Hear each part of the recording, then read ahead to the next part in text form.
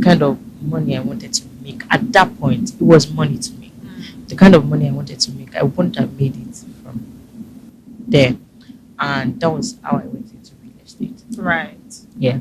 I went into real estate. I have a sweet mouth. Mm. Yeah. Wow. And my mentor told me, why not just channel this your sweet mouth, this mouth, this, oh, you know how to help people, you know how to talk to people, you really love talking. Why not just channel it into selling something, selling products? Wow. And I started selling land. First day I sold the land, second day I sold the land, third day I sold the land, and I was selling to different people.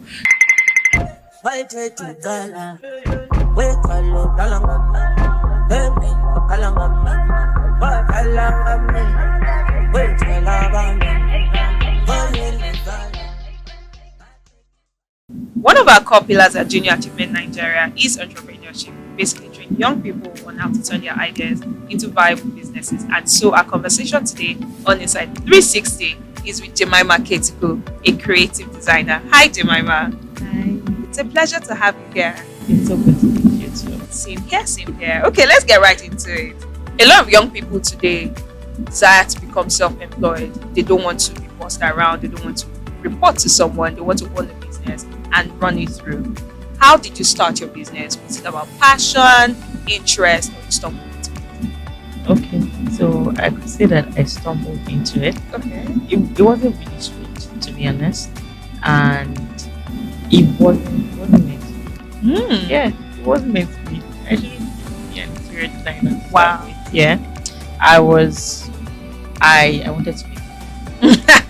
Yeah. Makes I sense. came back from school. I was my final year, and I had extra year in school, so I was shuffling Lagos, and at some point, I think I started to feel like I wasn't going to survive Oh, in wow. Lagos. Yes, because Lagos, and I wanted extra income. I wanted an income. I didn't want to depend so much on people around.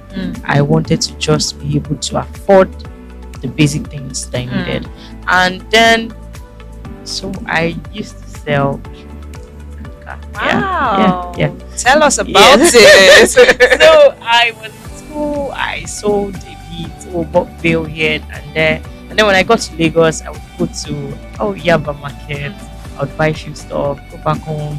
I was living with my brother then. I'll go back home, take pictures, leave them on the floor. At the point I got the mannequin and all. And that was it. But then I spoke with somebody, and this is not to say that you cannot make money from this, or you cannot become whatever you want to become from this. But somebody spoke to me and he said, "Oh, Jemima, where do you see yourself in the next 5 years? The next 10 years?" I said, "I wanted to be this, I wanted to be that." And he said, "You can't get there with this." Wow. Yeah. I think it was actual. I was pained. I was like, "What do you mean? I can't get there through this? Do you know who I am?" But that didn't cut it. Kind of, I think the kind of influence, the kind of money I wanted to make at that point, it was money to me. The kind of money I wanted to make, I wouldn't have made it from there. And that was how I went into real estate. Right. Yeah. I went into real estate. I have a sweet mouth. Yeah. Wow. And my mentor told me, why not just channel this your sweet mouth, this mouth, this, oh, you know how to help people, you know how to talk to people, you really love talking. Why not just channel it into selling something, selling products? And I started selling land. First day I sold the land, second day I sold the land, third day I sold the land, and I was selling to different people. So I think it just triggered something inside of me. I knew that there was something more. There was literally something more. And that was how I met somebody. Okay. Yeah, her name is Jemimah Ketiku. And she's an interior designer. She owns Pavon Designs, and she wanted me to be a PA. I told you that was my extra year. All this, I was juggling everything together. Yeah. Wow. I was selling land. I was still doing my thrift because I didn't know where I was going to push it, and I didn't want to do it. So, and then I met her. I was a PA for a few months. I went back to school for my final exams. That was where I met an architect. So I interned with an architect. I didn't study architecture. I didn't study design. I studied industrial chemistry, and I just it just pricked my mind, pricked my interest. I wanted to, after the whole PA thing in Lagos, when I got back to Ilorin, I knew for a fact that I was going to become an interior designer. I didn't know how, I didn't know why, but it was just on my mind. The you know the whole idea of taking space from 0 to 100, from doing this, it was really fascinating. How could you really do this? How could you put something together? And that was how it started. And after interning, came back to Lagos and I started somewhere. Right. That's right. the answer to that question. Right. It was first for survival, and at some point it became passion. Right. Yeah, and Right. that was it for me. That was how I got into business. Right. Amazing. So we hear people talk about have a business plan. You need to create something. You need to have an objective for the business.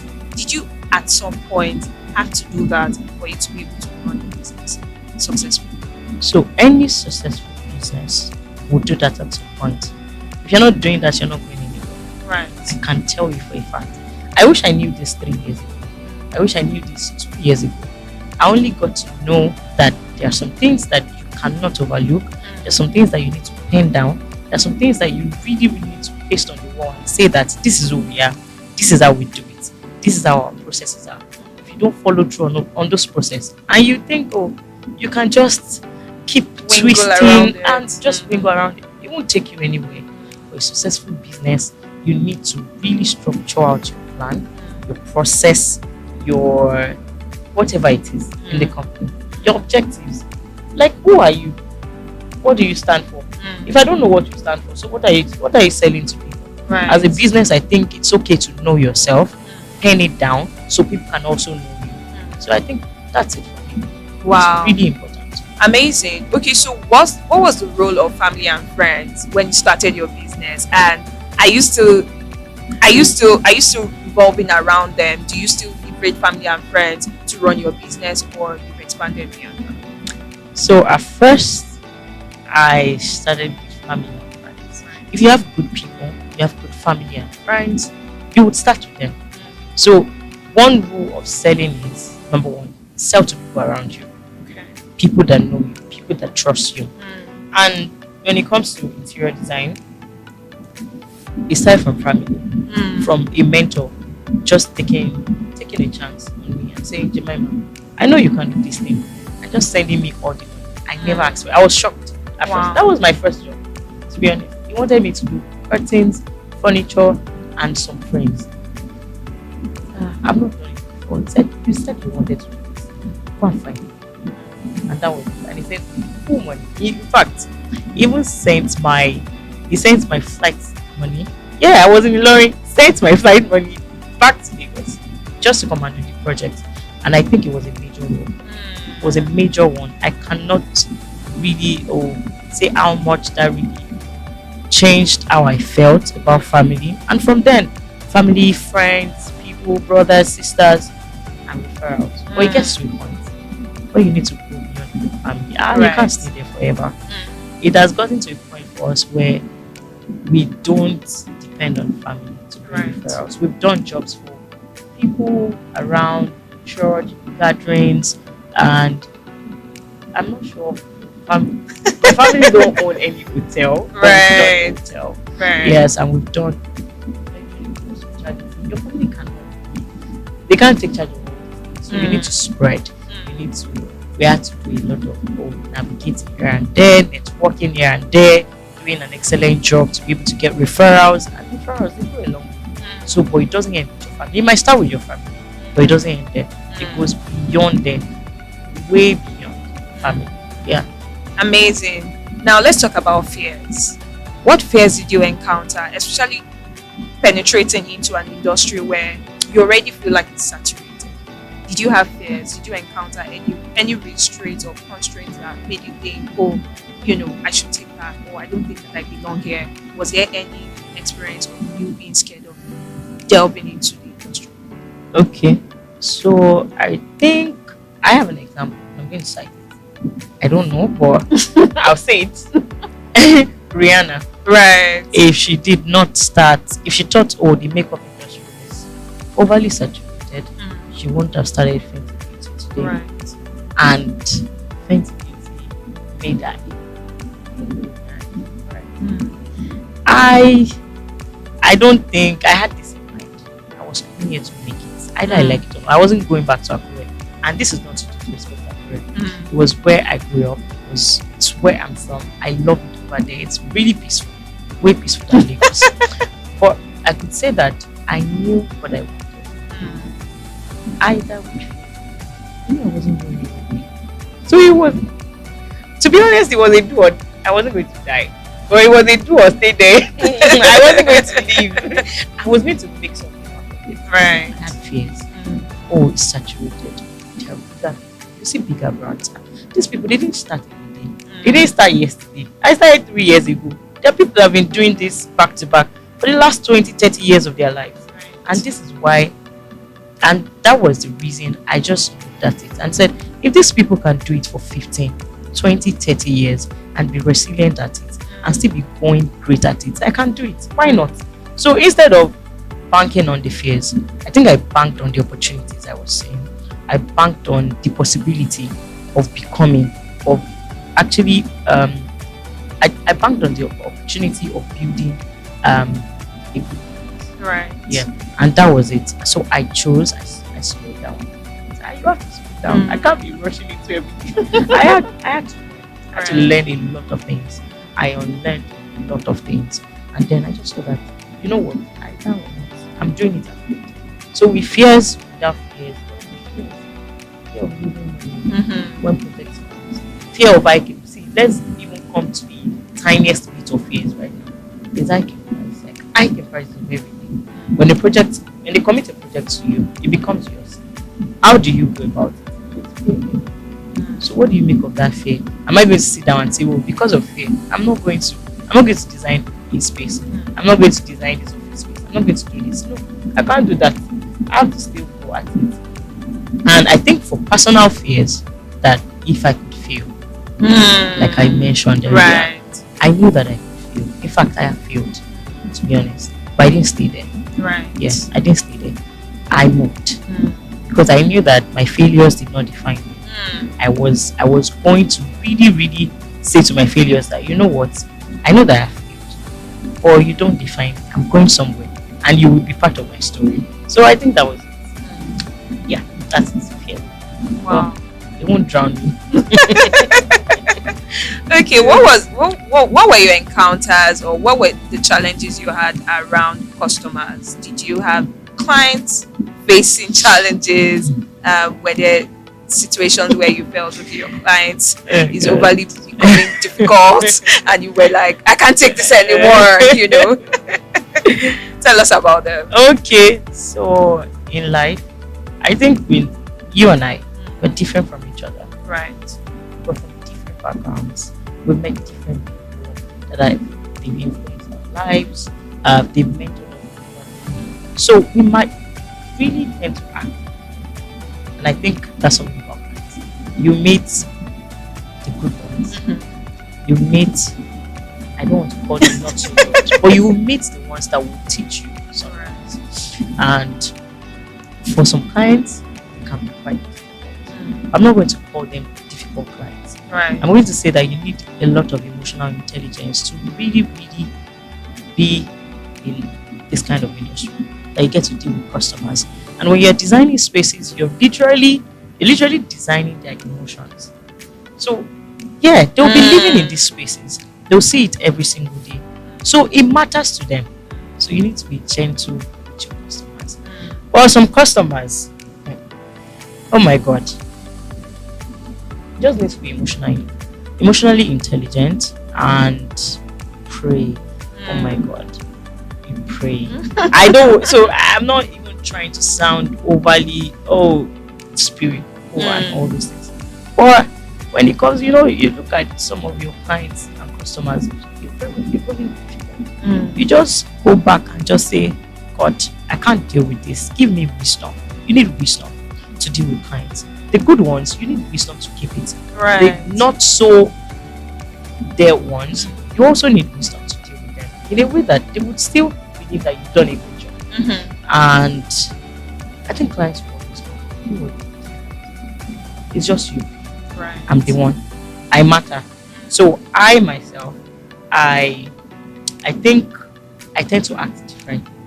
I see a client, I study you, I know your character, I know what you want. So you need to study your. They are people with different emotions. They're coming from Right. different backgrounds. So I need to know who this person is, what they stand for, what they do, how they do it, how they like their job they've done. To be honest, and then work with them according to what I know about them. And I think that's just about clients. Difficult ones. But, Amazing. So how do you stay innovative and competitive? in this industry, you have to you have to go out, you have to research and research and research again. So I think the best way to reinvent yourself or to reinvent your business is to just stay with trends. I'm not saying follow trends. Right. Yeah, I'm not saying follow trends. I'm saying know what is up to date, know what people like, know what they are doing right now, so that you stay. So this is it. It doesn't mean you're going to be replicating whatever trend it is right now. It just means that you need this information in a way to evolve your business. And I think the best way to study, go out, meet people, know what people are saying. I think actually the best way to do it is you listen to what everybody has to say. I know you can listen to everybody, but watch a lot of videos. Go on YouTube, study, attend that, attend anything that has to do with it, and not only limit to it. You'll find wisdom anywhere. So if you attend all gardens, don't get me wrong. I'm just saying that you need to also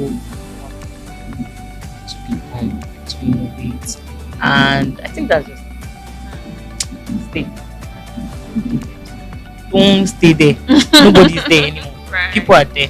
So yeah, that's it. Okay, what are your last words for young entrepreneurs that are looking to evolve into the creative industry? I would say that you can do it. I know it sounds cliche, but you can really do it. Imagine when you be 10 years, in 5 years, in 20 years, and imagine if you're learning from whatever it is right now. Imagine if you're building your future from now. Imagine if you're investing in yourself right now, business wise. In fact, imagine you investing in yourself now and working towards your goals, and imagine what you will achieve in years to come.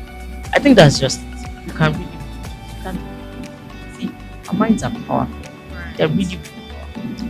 And I'm saying that if you think you cannot do it, it sounds cliche, but it is not. It is what we all know. But if you really think you can't do something, there's all tendency that you fail at it. Right. So if you say that you're going to do this thing, I have somebody who 8 years ago she wanted to be a chartered accountant, and now a few weeks ago she became a chartered accountant. It was amazing to me. I looked at the story. I just commented. I said, "Oh, proud of you." But he actually spoke deep into me, and I felt like I could really do anything. I learned from that situation. In fact, even if it takes 10 years, even if it takes 20 years, even if it takes 30 years, your life is just starting. So why not just start investing now? Wow. So yeah, that's it. Amazing. Right now, you've heard it from Jemima. Leverage the power of your mind. You can become whatever you think you can, right? And so we wrap it up from here. Thank you so much for joining, and thank you, Jemima, for coming on the show today.